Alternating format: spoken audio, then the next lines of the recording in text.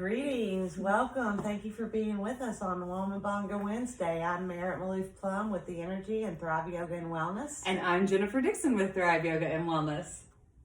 We're here to talk to you today about our third eye chakra, which is right in between the eyebrows. This is the sixth one, right? The sixth chakra. We're almost all the way through our journey through the chakras. Yep. We're in week 6 of the last 90 days, which was 13 weeks, right? Yes. 13 weeks. So we are basically almost halfway done with the last 3 months of the year. Holy moly. I think we were like on day 300 and something of the year. I do like a daily reading plan. And I was like, oh my gosh, Johnson, we have less than 2 months left of the year. It's just so scary. Yeah. It's going by fast. So what is the last 90-day challenge about? That's a good segue. The last 90-day challenge, we are actually piggybanking off a bigger last 90 days challenge. And I got into it by reading this book, Girl Stop Apologizing. And it's all about empowering yourself to be better instead of waiting until the first of the year. Go ahead and do something about it now so that you can end the year strong, or you can end the year better than you started it, so that you're not starting off at this deficit come January 1. And so for those of you that may or may not know this, I hate diets. I don't do diets. I also don't love the, the New Year's resolutions. Oh, I don't like those. I don't either. like them. And so this I liked a lot better because it was like, it's not a new year and it's not a diet. It's just a focused energy on self-improvement. And now that I love, like that's the same reason why we go to the yoga mat. It's to improve ourselves every day. To every day be a little better than I was yesterday. Exactly. And it's a journey, right? Just like the yoga practice. So some days you may be able to touch your toes and some days you can't, but the fact is you're coming back every day. So that's part of this. That's what this is all about, is trying to end 2019 strong. This is the very last year of the decade. Holy moly. We're going to go into the new year strong. That's right. We're going to got the new decade. We're going into the new year and the new decade strong. We already have the new habits beginning to establish. That's right. And we're just going to reinforce them. And so this week we're talking about that third eye chakra called Ajna. Ajna. And which I thought, well, anyways, we'll go from there. But it is colored this dark, beautifully blue, purple color. I don't know if you can see. Oh yeah, there's the stone. Check out that. It's like indigo, right? Well, I always saw it as indigo. And I've noticed that now some of the new teachings on it it's coming out more as a violet. And but I see it as a blue, but there is some purple, deep purple in the blue. It's beautiful. Yes, I love that color. It is a beautiful color. So we're wearing our chakra colors. Yes. These bluey purple colors. Yes. And so it has to do with our intuition, our insight, our oversight, our ability to see the big picture, if it's healthy. And to see things that might not be there yet, that might not be. Intuitive, yes. Yeah. Your intuitive visions. And that's super important. And I kind of feel like as women, we may be a little bit, I guess, given the permission more a little bit to be intuitive. Yes. And maybe I'm just overstepping a little bit, but in general, we do tend to like stop that up as we grow older. But women are allowed to have these feelings, and I feel like I hear women talking about, I just have this weird feeling. Right. And like we have that one discussion going on in our Facebook group about a couple of ladies knew they were going to marry the dude was when they first met him, and I think that's cool. Like that's being open there to stuff that's not there yet. Well, and I think as a whole, we're becoming more in alignment with the fact that it's okay to be intuitive. That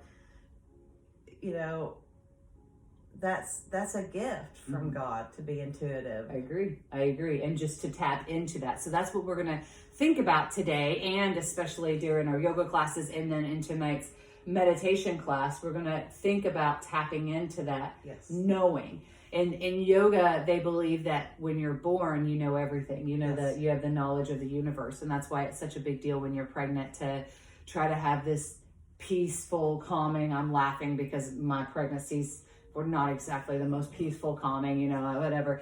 But the child's born knowing, and it's a matter of us unlearning them how to be connected to that knowledge. And that's such a heavy load. How do we keep it from that? My perspective on that, as I look at that through my third eye, oh, I love it, is that when you're born, you're perfect. You're created in the image, you're perfect and whole. And then our parents get a hold of us and we're like, we'll take it from here. And then they start teaching them what's pretty, what's ugly, what's right, what's wrong. And so we unlearn that wholeness. We separate. We move into a vibration of separateness from God, from these things we learn. And that becoming whole again is the process of unlearning all those things. Interesting. So if the perfect knowing is, I totally get where you're going with that, but the perfect knowing everything, how did you say that? Like you're just born with the wisdom of the ages. You're just born because you don't know all the crap from down here. Yeah, that's true. So, that's true. I did want to make another point when we were talking. I was trying to say this before and I lost my train of thought, but the open-mindedness is also a strength of the third eye chakra, being open-minded.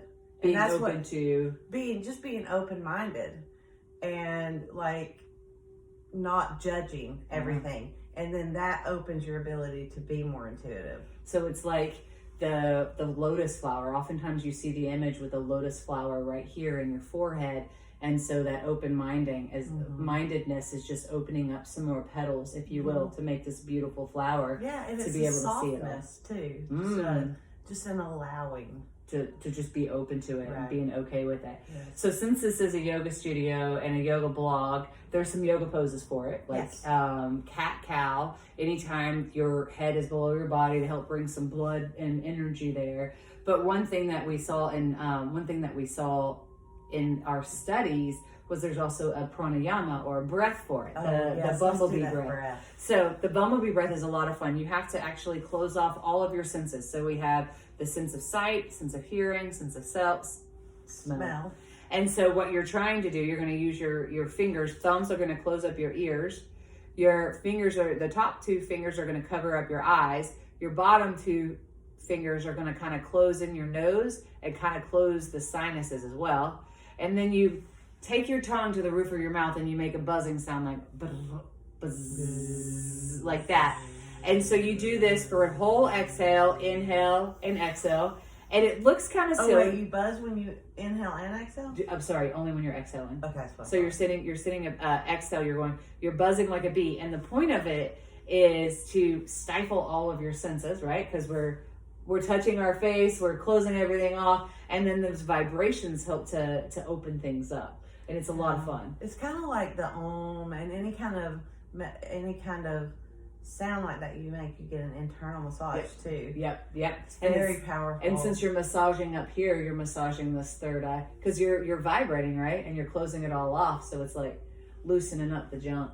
And the hold of that without doing the breath is a great way to close that off and try to look through your third eye, because when you look through your third eye, you're able to see things with more clarity, but your actual eyes are closed. And they have to be closed. And you're viewing through the third eye.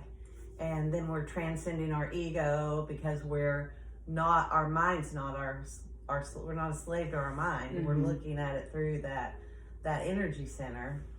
And as you practice that, you really do start getting a lot of clarity and intuition about the direction of your life and who you are, what your truth is. Interesting. Yeah, we learned to speak it last week. Yep, and now this week we're going to look through it and discern. I just had a vision. You can totally make fun of me. I just had a vision of the Karate Kid, and like he had to wear the bandana, covering up his eyes, and still had to be able to see and use all of the senses and see with it to be able to. I don't know. I think your third eye is open. Or at least I can reference movies. Yeah, no, that's a good. Putting things together that way is really indicative of your third eye being open, because you can make those connections. Yeah, you're looking at it as a whole and making connections. I try. It's the balance, right? Yeah. So the cool thing about it is it's being okay with and embracing the fact that you just know something. You don't know why you know something, but you just know it. And being okay with it, versus like, oh, I don't see that, so it's not true. And I love the fact that we're talking about this and we're making it be okay with following your gut, so to speak. Following, I don't really know why I want to go left right now, but I'm going to go left. Right. And we're just going to go with it. And there's so many times where I've forced myself into things, like some people call it the quiet voice, you know, that still small voice or whatever. And I'm like, whatever, I'm going to do it. And it always comes back to bite me. Right. Always comes back to bite me. So being aware that there is this deeper level, there's more stuff that's going on than what we can see, like hear and touch, and being open to seeing it and how it can help improve your life is deep. That's some deep stuff. Yes, and that's how great leaders and visionary people envision the future. They're not thinking about what's happening for them. They're planting trees for ones they'll never see. Ooh, that's deep. And, you know, they know, and all of us know on some level, that it's beyond our small self, and we're serving for the future. That's coming through that third eye. That's seeing things beyond just us, just beyond ourselves, beyond our ego. We're creating for the whole future, for the whole. That's something that I want to talk about, and that's in the book, talking about how you brought up the ego. And so oftentimes the ego can get kind of a negative rap. Right. But we have to, so we want to close it off to tap into the third eye some, but you also need to have a bit of the ego so that you can know that it's okay to see that it's okay to follow that. That ego is, not all ego is bad, no, right? Not at all. And you have to be tapped in to know when it's the right thing and when it's the wrong thing. So it's probably the wrong thing if you're yanking and yanking and yanking on your body to get into a pose. That's probably the wrong ego. But it's probably the right ego that's like, all right, let's just hang out here and breathe. And that's what they teach in the yin yogas, is that, you know, you kind of let your ego go, or you let your ego be your servant instead of you being a slave to it. Mm-hmm. And you breathe into that pose instead of like judging it as good or bad. You just notice it. You're just aware of it, and you sink into it without judgment of yourself to the extent your body will allow. Yep. And then you just rest there. Yep. And it's different than that you're talking about. You're trying to force your body into a pose. It's softer. Yeah, and you know, it's not just for yin. That can be for, because I like to practice the power stuff, right, and the Ashtanga stuff, and I think especially with Ashtanga crowd, sometimes, because I'm type A, believe it or not, mm-hmm. those type A people are like, I'm doing it, doing it, and there has to be that balance, that yoga, the breath, the softness. So you've got to have a little push and a little pull, a little hard and soft. And that goes even when you're trying to bind around your leg, or you're trying to stand on your hands and things are on your head. Like, it's okay to practice it. I would never be one to say, oh no, you can't do that. Don't even try. Like, that's not my place. My place is to help facilitate. You want to explore it? Go for it. You got a squirrel. Squirrel legitimately just said squirrel. Shiny object. Oh my God, totally. But you've got to know when to stop. So, all right, this is hurting. Let's stop. I'm going to stop before you get that. Right. And that's how you're going to be able to sustain a practice, whether it's yin or a physical one. Right. But there was another one in this book. I'll let you. Somewhere in these pages. But let's also talk about the food. What are the foods? So blueberries, of course, anything leafy and green, anything blue. That makes me think about how antioxidants are really blueberries and blackberries, all those high antioxidant things to help. Sorry, that was totally random. To help, I wasn't even going to talk about this, but how antioxidants help to break down the free radicals, and how there's more and more studies about all of these free radicals and things getting into our brain, clogging things up. Right. And so I love the blueberries and blackberries, all of those antioxidants. Green teas are all really great for those antioxidants, which, if you think about it from like how we're tying these, this might be a little bit too far out there, this like Western stuff, it's proven. Like, we're building plaque with all this crap we eat. And then if we eat the good stuff, it helps to get rid of some of it. So, which could help eliminate other age-related, and it's not even age-related anymore, brain-related dysfunctions today. Well, and it's also important to choose your foods mindfully, which also is associated with this. Eat whole live foods, limit your meat intake. And just, well, there's one of our teachers on staff has an awesome bumper sticker on her car, and please forgive it, I'm going to cuss a little bit, but it goes, eat like you give a damn.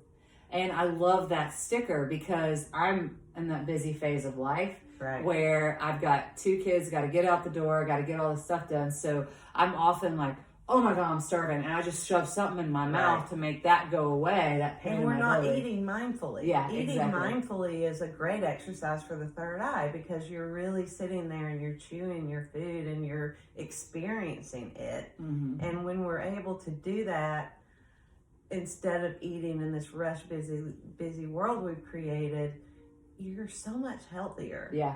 And if you are eating something that maybe isn't in alignment with your body, you're aware of it. Like it doesn't taste right. Yeah. But if you're just running, trying to like consume something to get to the next thing, which we all do. Mm-hmm. We all do that. But we can slow down even then. Even if we're having to do other things while we're eating, we can still just take it down a notch or 2. Yeah, that's the hashtag goal for me to slow it down. Slow it down. It's interesting that we're talking about the food today too, because in all of the trainings that I go and I try to see Manju at least once a year, and if I'm lucky I get to see him twice. And inevitably during the question and answer part, people ask him about diet. Mm-hmm. And Manju's been a vegetarian his whole life. And he goes, I never tell anybody what to eat. I never tell them, like, you eat whatever you want to eat. Right. But what's going to happen is as your practice matures, your diet will change. Right. And you it's just naturally so align. Exactly. You know, and that's the great thing about visualizing and the way that you think about things is that if you're thinking about them from a place of loving your body and doing things that are whole for your body, then it's naturally going to happen. Yeah. You don't have to work at it. Exactly. And that's not to say you can't indulge every now and then. Of course. Because we just had Halloween. But yeah, it's a beautiful thing where all of these energy centers align up and you're seeing it and you feel it and you see the ramifications. Like there's this direct connection of what I put in, this is how it makes me feel. Yeah, and you just become more drawn to the things that nurture your body. Yeah, no, I love it. So this is what I was, the thing that I was talking about earlier. Working with your third eye energy, some things that you can meditate on and think about. Am I generally able to see the bigger picture? How might I see it better? This is one, do I set my standards too high? And if not, could I achieve more with concerted effort? And so, wow. So we got to ponder on that one a bit. Yeah, you know, let me read it again while you talk about it now. To me, that's there was another one. It's like, are my mind and heart working together? And I feel like a lot of times we can get stuck. We get stuck with, well, my current situation says this. My bank account says right. this. Right. And so this might be getting a little bit far out there, but how do we make the vision and the reality come together? Well, part of that has to do with the first question. Are you able to see the big picture? Exactly. Are you able to see it as a whole? Or are you getting caught up in these little parts? Exactly. And but then there's the balance, you know, like my husband and I are opposite. I'm all the way out here 6 months from now, and he's getting lost here and looking at every single tree. And so that's what this practice is. And that's what we're constantly working to balance, is to be able to see the future, but still deal with right here and now. And still be present. Mm-hmm. Yes. Yep. And that even as you're in that place of presence, that you are also sending energy out and visualizing what you wish to create in your 6 months from now, 5 years from now. So it's not that we ignore the future either. It's that we are fully present right now. And in being present right now, we're doing things and putting energy out there that's automatically going to line us up with the abundance that we need. Oh, I love it. Yeah. I love it. Being present, but still open to the future and seeing it. I love it. Gets me fired up. Good. We need to be fired up today. We do. Yes. I do. I need some fired up because it's so cold. I can start some fire. That's right. You know I can. Yes, right? You will. Yeah. I love it. I always smell the fires. So we've got blue foods, dark blue leafy greens. It's located on our forehead in between the eyebrows. yoga poses or anything time that you're kind of upside down, bring in some flow to it. So cat-cow when you're looking down, those shoulder shrugs. And then the bumblebee breath, which is a pranayama, and then meditation helps open it. And then we talk about this in teacher training. We don't do it too often at the studio because it requires candles, but that Tratak meditation and how it has a direct ability to come back to that pituitary gland. Right, the pituitary gland. And so meditation and then this third eye chakra helps to, I guess, fire that back up and get it going again so that we can be more tapped into these other things that are going on. Yes, I love it. I love it. I think we covered it. Yes. All right. So there you have it, guys. Jennifer Dixon with Merritt Maloof Plumb from the Energy Center and Thrive Yoga and Wellness. I hope you enjoyed this conversation about the third eye chakra. Next week, we will be talking about the crown chakra. Dun, dun, dun. Yes, and join me tonight for meditation at 7:45 or any of the classes online or in the studio. Will help you keep your chakras aligned, your energy balanced, and tapping in. Yes, tapping into that mind-body connection. Anytime you take the time to disconnect and then just be here with this, all of this. Be present and move and breathe, then you're going to see some magic happen. Thanks so much for watching, you guys. Can't wait to see you soon. Namaste. Namaste. Bye-bye.